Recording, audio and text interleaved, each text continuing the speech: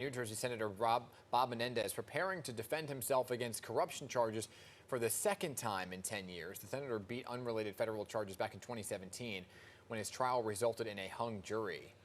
On Friday, the senator, his wife, and 3 others were indicted in Manhattan federal court. The charges against Menendez allege that he took hundreds of thousands of dollars in bribes. So here to look at the new case is New Jersey attorney Rocco Cipparone. He's a former assistant U.S. attorney who's prosecuted white-collar crimes. So good to see you, sir. Thanks for being here.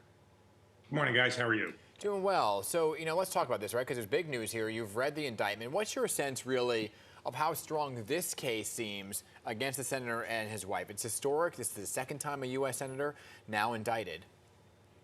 Yep. So what happened here is the government took a lot of time to do what we call a speaking indictment. That is, they laid out at least the meat and potatoes, so to speak, of their case. And they make a lot of connections that the senator is going to try to uncouple. But when you look at the steps they take you through in the indictment, the timing is very suspect. The connections between what we call the quid pro quo, right, the this for that, promises or influence for the kind of material things that he and his wife were given, looks pretty substantial in terms of the case against them. But that's at first blush, at least. Yeah. Okay. So it's important to note that this case is being brought out in New York because the U.S. attorney in New Jersey had a conflict. Menendez apparently supporting him for his position. But I want to pick apart the defense, okay? Because the senator, he's accused of providing sensitive information to Egypt, helping a co-defendant remain the exclusive exporter of halal meat to Egypt. But Menendez argues that the feds are misrepresenting normal work of Congress as a criminal. So what do you make of that defense?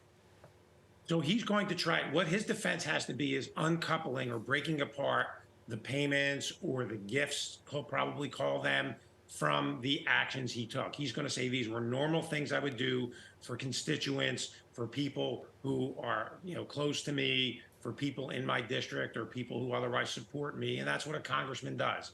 The government's going to try to keep those things packaged together and say that these are not normal things. If you look at Menendez's last case, which resulted in a hung jury, that was a little bit different because many of the financial things that happened were campaign contributions as compared to the kind of direct payment allegations and direct gift allegations the government's making here. So he's going to have a harder time with that. This was a lot of money. It was over $500,000 in cash. It was a luxury car, gold bars, and maybe he was trying to provide the gold standard of representation. And I say that tongue in cheek, but that's going to be the fight where the gold bars, the money, the car, the air purifiers, the exercise bikes, were they quid pro quo things. Right, and that was all what was allegedly found in the house, right? $500,000 cash stuffed into various parts of different areas of the house. But it's really, the gold bars, you don't really hear of this kind of thing often. You really don't hear of it often. There's really kind of almost a follow the yellow brick road breadcrumb trail to his house in terms of these gold bars. And the other thing that I found particularly interesting, and you do not see this a lot in white collar cases, is they went to the efforts to fingerprint envelopes and cash and take DNA tests. And they found DNA and fingerprints of one of his co-defendants and the co-defendant's driver that link that envelope containing cash to them, but also importantly, Menendez's fingerprint, Senator Menendez's fingerprints, as opposed to just his wife, on that envelope as well. That's going to be pretty potent evidence. And then there's the email trail.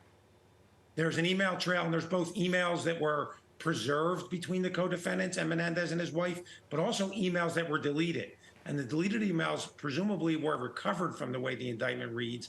And what the government's going to do from that is the prosecution will argue that the deletion of those emails that are, for lack of a better term, maybe smoking gun emails, demonstrates that Menendez had consciousness of guilt. He didn't want to preserve that evidence, so he deleted it because he was aware of its incriminating nature. That'll at least be the argument. Sounds like there's a lot of evidence, okay, compared to the first trial.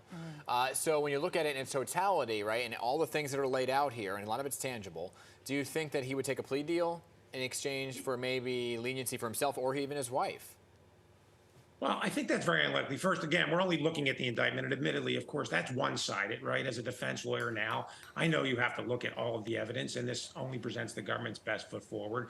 But I also think because Menendez had his past case, he's buoyed by the fact that that resulted in a hung jury. It's very unlikely, especially given his position, that he'll take a guilty plea. Yeah, well, it'll be interesting to see how this all plays out. New Jersey attorney Rocco Cipparone, thank you again for being here this morning. Thanks for having me, guys. Have a great day. You too. too.